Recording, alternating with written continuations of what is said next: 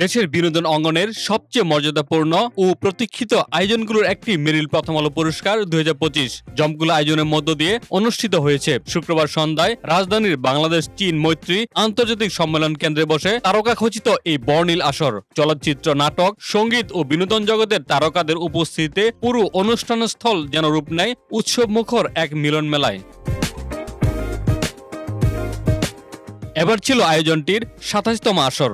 দীর্ঘদিন ধরে দেশের সংস্কৃতি ও বিনোদন অঙ্গনের শিল্পীদের কাজের স্বীকৃতি জানিয়ে আসা এই পুরস্কার আয়োজনটি এবারও ছিল জাঁকজমক, গ্ল্যামার আর আবেগে ভরপুর। সন্ধ্যা গড়ানোর সঙ্গে সঙ্গে লাল গালিচায় একে একে হাজির হন জনপ্রিয় অভিনয় শিল্পী, নির্মাতা, সঙ্গীত শিল্পী ও সাংস্কৃতিক অঙ্গনের পরিচিত মুখেরা। আলোকসজ্জা, সাজসজ্জা আর তারকাদের উপস্থিতিতে অনুষ্ঠানস্থল হয়ে ওঠে এক অনন্য আয়োজন।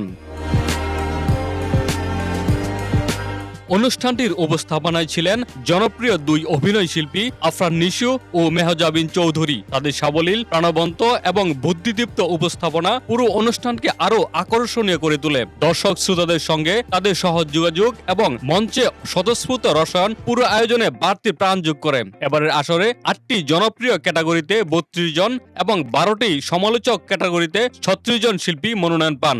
দর্শকের ভোট এবং বিচারকদের মূল্যায়নের সমন্বয়ে বিজয়ীদের চূড়ান্ত করা হয়।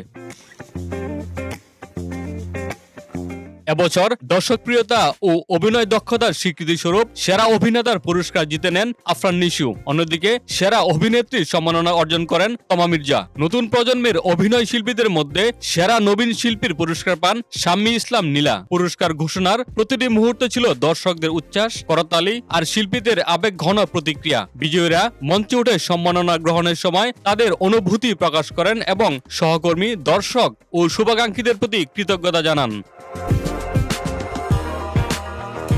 তবে সন্ধ্যার সবচেয়ে আবেগঘন এবং স্মরণীয় মুহূর্ত ছিল আজীবন সম্মাননা প্রদান পর্ব। বাংলাদেশের চলচ্চিত্রে দীর্ঘদিনের অসামান্য অবদানের স্বীকৃতি স্বরূপ বরেণ্য অভিনেতা এম.এ. আলমগীরকে আজীবন সম্মাননা প্রদান করা হয়। তার হাতে সম্মাননা তুলে দেন স্কয়ার টয়লেট্রিজ লিমিটেডের ব্যবস্থাপনা পরিচালক অঞ্জন চৌধুরী এবং প্রথম আলোর সম্পাদক মতিউর রহমান। মঞ্চে দাঁড়িয়ে এই কিংবদন্তি অভিনেতাকে সম্মান জানাতে উপস্থিত দর্শকরা দীর্ঘক্ষণ করতালি দেন। একই অনুষ্ঠানে বাংলা সঙ্গীতে বিশেষ অবদানের জন্য জনপ্রিয় রক তারকা মাহফুজ আনাম জেমসকে বিশেষ সম্মাননায় ভূষিত করা হয়। সঙ্গীতাঙ্গনে তার দীর্ঘদিনের প্রভাব, ব্যতিক্রমী কণ্ঠস্বর এবং প্রজন্মের পর প্রজন্ম জুড়ে জনপ্রিয়তার স্বীকৃতি হিসেবেই এই সম্মাননা প্রদান করা হয়। তার হাতে সম্মাননা তুলে দেওয়ার সময় দর্শকদের উচ্ছ্বাসে পুরো মিলনায়তন মুখর হয়ে ওঠে। পুরস্কার বিতরণের পাশাপাশি পুরো অনুষ্ঠানে ছিল মনোমুগ্ধকর সাংস্কৃতিক পরিবেশনা। সঙ্গীত, নৃত্য ও মঞ্চ উপস্থাপনার সমন্বয়ে সাজানো পরিবেশনাগুলো দর্শকদের মুগ্ধ করে। অনুষ্ঠান জুড়ে আধুনিকতা, গ্ল্যামার এবং দেশীয় সংস্কৃতির এক চমৎকার মেলবন্ধন দেখা যায়।